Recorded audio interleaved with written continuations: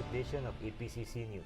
Borderland policies under scrutiny, migrants being expelled to Juarez. A look at the policy being used to force migrants into Mexico. Plus, COVID cases on the decline and rising vaccination across the country, how officials are handling the demand for the vaccine. And finally, El Paso supporting Boulder, a mass shooting at a grocery store kills 9 people. The advice El Paso has for Colorado. Welcome to EPCC News. I'm Eileen Mendoza. And I am Fernando Armendariz Perez. We start with the Biden administration coming under fire for immigration policies. Dozens of migrants are reportedly being expelled to our sister city, Ciudad Juarez, after crossing into the U.S. in South Texas. EPCC reporter Abraham Gonzalez explains more about the Trump-era policy that is being continued by the current administration and what it has to do with COVID-19. Abraham? With the growing number of migrants entering the U.S., today we take a close look at the living conditions they are currently facing and what challenges they bring. With the high traffic the border is facing, many challenges are brought upon the picture, one including of children sleeping on the floor. Biden was asked about these challenges and he responded with a scoff. It's acceptable to me. Come on. That's why we're going to be moving 1,000 of those kids out quickly.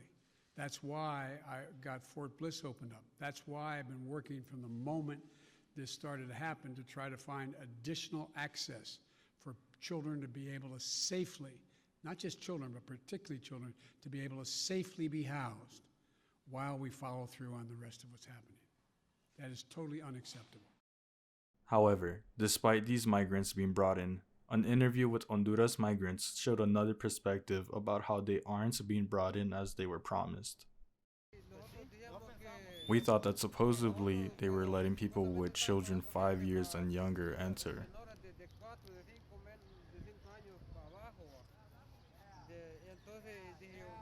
So I came with my son to give him a better life. I'm poor. So I said, this is my opportunity to go, and well, that just simply wasn't the case.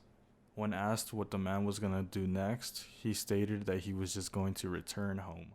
And for EPCC, I'm Abraham Gonzalez. Active cases of COVID-19 in El Paso are reaching lows the area hasn't seen since early October. As of March 31st, there were only 2,027 cases still active in El Paso. City officials now reporting more than 120,000 recoveries. Unfortunately, the borderland also crossed the new grand milestone with 2,400 reported deaths. In good news, hospitalization numbers are down as well. At the end of March, only 176 people remain hospitalized, including 61 in the ICU and 40 on ventilators. You can view all of this data and more on the city's COVID-19 dashboard at epcstrong.com. More and more El Pasonos are getting vaccinated, and the state of Texas has opened vaccines to everyone above the age of 16. This in line with President Joe Biden's goal to open vaccinations to everyone before May. EPCC News reporter Paolo Garcia explains how the vaccine process is going among more than 600,000 eligible people in the county. With vaccine treatments opening up to people 16 years and older, many believe that this will play a key step in returning to normalcy. But how safe do people feel? I have asked 2 COVID vaccine recipients their thoughts on going back to how things were before the pandemic. So, can you tell me which vaccine did you receive? I received the Moderna shot. I took the Johnson & Johnson vaccine. And what side effects did you experience, if any? As soon as I got it, of course, I started feeling my arm a bit sore, and that lasted for around 2 days. And I did feel a bit like lightheaded, and I did feel a bit fatigued. My whole body felt very fragile and weak, and I got a pretty good headache, and that was it. Now that you are vaccinated, do you feel more comfortable with taking your mask off in public? You know, that's a good question. Even though I'm vaccinated, I just feel like it's just still too early to still not be wearing the mask. So for me, I will definitely still be wearing my mask. I do. And do you feel like we're closer to going back to normal before the pandemic? Yes, I do have that feeling because people are getting vaccinated by the millions each day, and that's good for all of us. So yes, I see a future's bright for all of us, and hopefully we'll be all back to normal soon. I feel like we are. Like you can see Texas numbers. Like Texas have been declining because of the vaccine. People are taking off their masks, so I feel like we are getting back to normal. But I don't know what to say about the rest of the country since there's a lot of restrictions and we can't tell how we'll do if only one state's doing it. There are still mixed feelings about returning back to normal. With the Biden administration in office, hopes run high as millions of more Americans receive the vaccine. For EPCC News, I'm Paulo Garcia.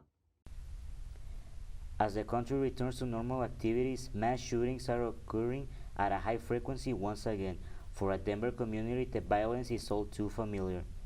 10 people, including a police officer, are being remembered by the small community of Boulder, Colorado. A gunman opened fire in a grocery store on March 22. The alleged shooter, 21-year-old Ahmad Ali Asiba, appeared in court just a few days later as the citizens of Boulder began the process of burying 10 members of their community. They reset the occurrence that happened in the store.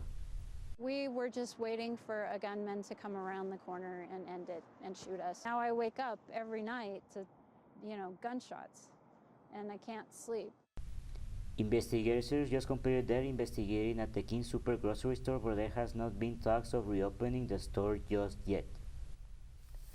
El Pasoans held their breath as the news of Boulder's shootings was reported. Not even 2 years have passed since the borderlands saw nearly the same violence. EPCC News reporter Norma Alvarez Rivera explains how locals reacted and even reached out to the Boulder in support in the aftermath of the shooting. Norma. A tragedy struck the community of Boulder, Colorado, after a 21-year-old individual, Ahmad Ali Issa, wearing a vest and carrying a rifle, kills more than 10 people at King Super's supermarket. Various individuals had this to say on the matter.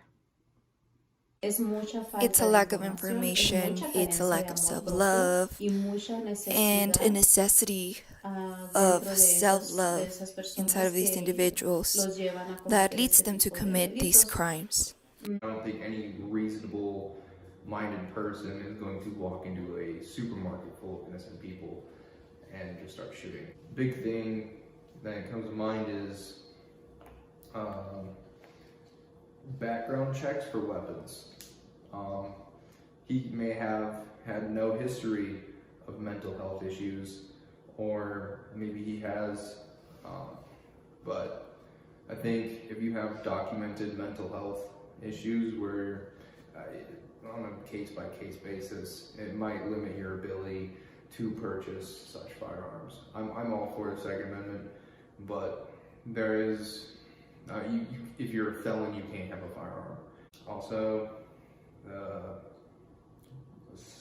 a concealed carrier could have put an end to it, but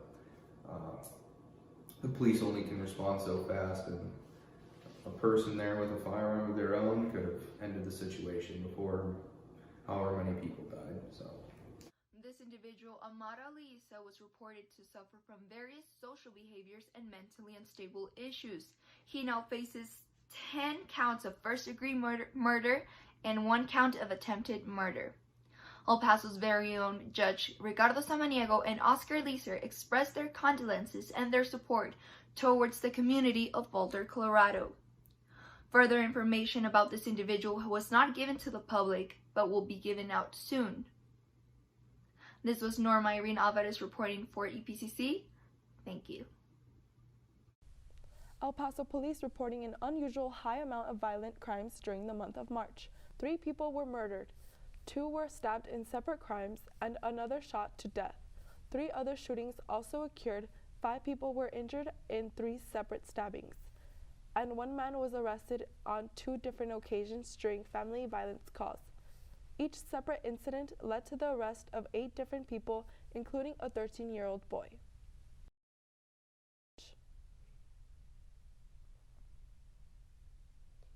The jury is seated and the trial is expected to begin for Minneapolis police officer Derek Chauvin. Chauvin is accused of murder in the death of George Floyd. As you remember, Floyd dead caught on camera last year, sparking hundreds of protests in the wave of Black Lives Matter, after video revealed that officers had kneeled on Floyd's neck for more than 8 minutes. On the 15 seated jurors, 9 identified as white, 6 identified as people of color. As opening arguments begin, the mayor of Minneapolis and the police say security is being increased.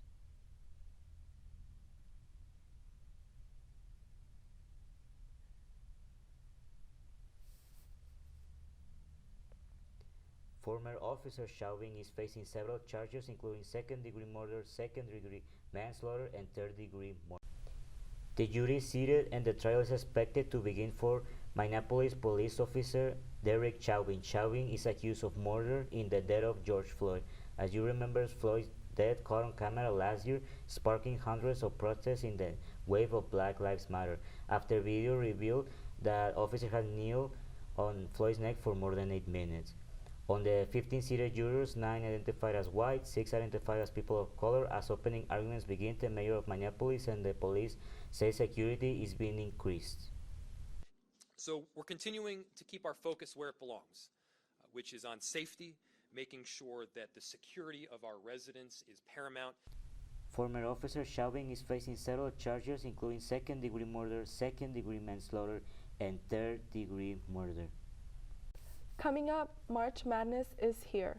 A look at bracket predictions and who will take it all this year in the championship game. Plus, the wind weather isn't leaving just yet, but the heat is also headed our way. A look at your forecast is next. You're watching EPCC News. Stay with us.